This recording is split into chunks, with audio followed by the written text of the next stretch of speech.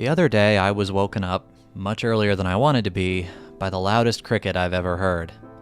I don't think my ears have ever been made to hurt by a cricket chirping, but this one sounded like it was chirping into a megaphone shoved up against my eardrum. It was agonizing. After a few seconds, I managed to pull myself out of bed and go looking for it. I don't like to kill bugs, but I wanted to find it so I could put it in a glass or something and move it somewhere else. I couldn't find it, but it had stopped chirping, so I laid back down. As soon as I was back in bed, the chirping started up again. So I got up again. Then it stopped. Then I got back into bed. Then it started again. All without me ever getting any closer to finding the little bastard. So I gave up. I got out of bed and, a few hours earlier than expected, left my room. I spent the whole day exhausted and practically collapsed into my bed that night.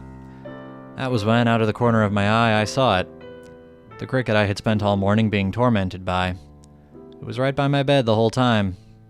I don't know how I missed it. But it wasn't making any noise anymore. It was dead. The chirps I had heard that morning were, likely, the last sounds it ever made. I'm not going to say that I wept at the sight of that or had any other kind of big melodramatic reaction. I don't think you would buy that.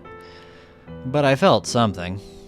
Because I realized that, in a way, that cricket was a little like me, throwing its voice out into the open air, hoping some way, somehow, to get a rise out of somebody. It doesn't have to be pleasant. Maybe it shouldn't be. It just needs to wake people up, to make them pay attention. I almost certainly wasn't intended to be the audience for the cricket's last song. It was probably intended for another cricket in the literal sense rather than in the metaphorical sense. But now I feel a way that I definitely didn't feel that morning, bloodshot eyes scanning my bedroom for the source of my suffering. And that's that, in an odd way, I'm glad I got to hear it.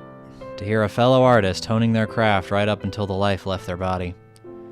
I don't plan on dying anytime soon, but I hope I go out like that.